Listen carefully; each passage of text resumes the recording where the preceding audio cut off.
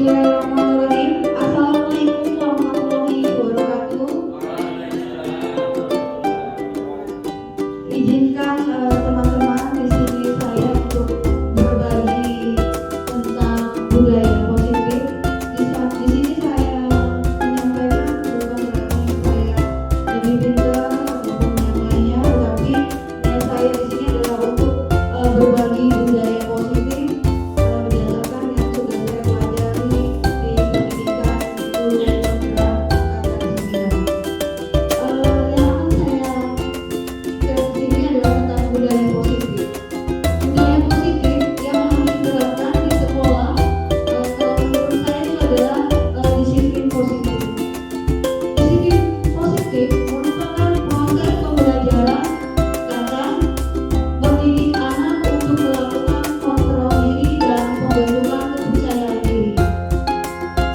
Konsep disiplin positif dan motivasi di sini berdasarkan Ki Hajar Dewantara menyatakan bahwa untuk mencapai kemerdekaan atau dalam konteks pendidikan kita untuk menciptakan murid yang merdeka, syarat utamanya adalah harus ada disiplin yang kuat. Disiplin yang dimaksud adalah disiplin diri yang memiliki motivasi internal. Jika kita tidak memiliki motivasi internal, maka kita memerlukan pihak lain untuk mendisiplinkan kita atau motivasi eksternal karena berasal dari luar bukan dari diri kita sendiri. Adapun tiga motivasi perilaku kita menurut Diana Dosen, yang pertama adalah untuk menghindari ketidaknyamanan atau hukuman, kemudian untuk mendapatkan imbalan atau penghargaan dari orang lain, kemudian untuk menjadi orang yang mereka inginkan dan menghargai diri sendiri dengan nilai-nilai yang mereka percaya. Nah, di sini ada keyakinan kelas. Mengapa keyakinan kelas? Mengapa tidak peraturan kelas saja?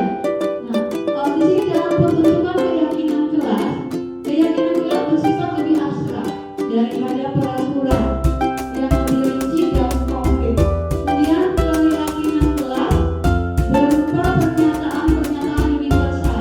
Pernyataan keyakinan kelas senantiasa dibuat dalam bentuk positif. Nah, Bapak Ibu, saya ingin menanyakan suatu hal.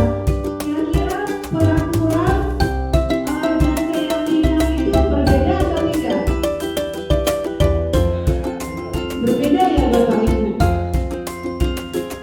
Silakan bagi yang ingin menyampaikan apa itu peraturan dan keyakinan. Pak Dodi, mungkin Pak Dodi.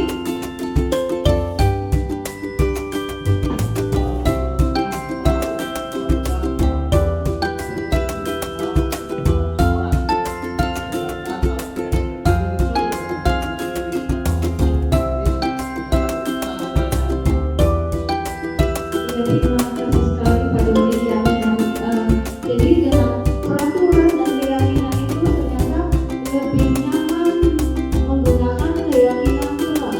Karena kalau peraturan itu berarti hubungannya satu arah ya. Kalau keyakinan itu kita memberikan keleluasaan kepada siswa kita untuk bagaimana dia menyampaikan, bagaimana berdiskusi, bagaimana siswa tersebut tidak merasa tertekan, merasa tidak dipaksa, tetapi didasarkan dari diri sendiri.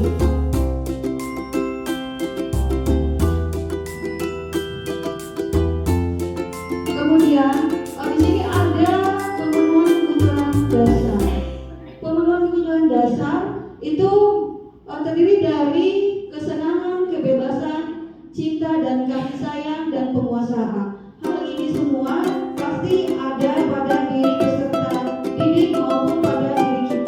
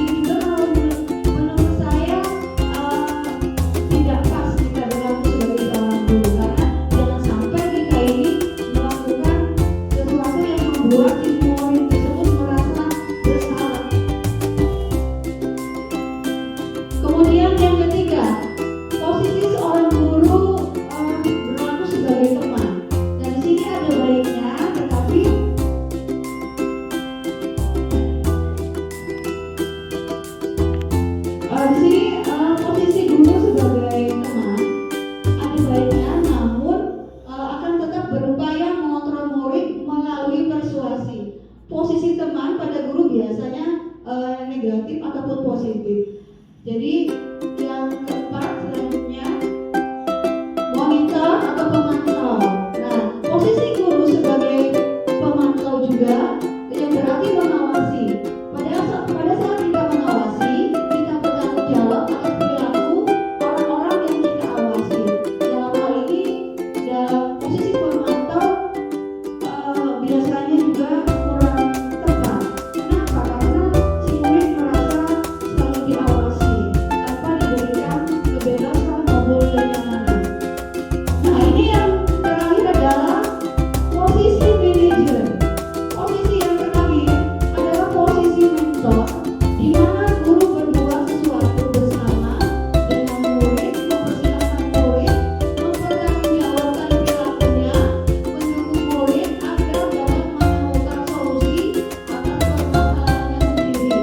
Nah, dalam hal ini kalau kita menggunakan posisi manajer, itu adalah posisi kontrol yang sangat tepat ketika kita menemukan suatu permasalahan kepada siswa. Jadi siswa diberikan keleluasaan, kita ajak diskusi, kita ajak bagaimana menyampaikan apa permasalahannya.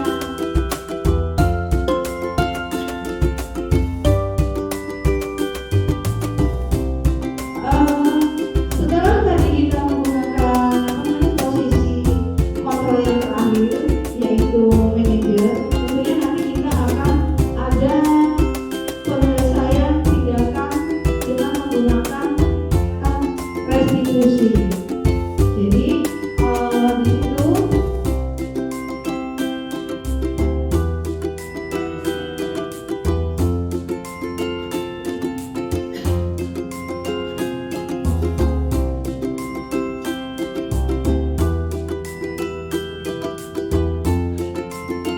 nah, ini dia segitiga restitusi yang akan kita gunakan ketika kita akan menyelesaikan suatu permasalahan di sekolah. Salah satunya yang pertama adalah kita validasi tindakan yang salah.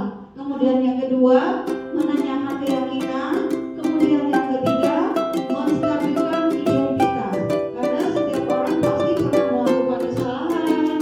Kemudian tentunya kita harus tahu alasannya kenapa sehingga terjadi proses tadi tersebut melakukan suatu kesalahan.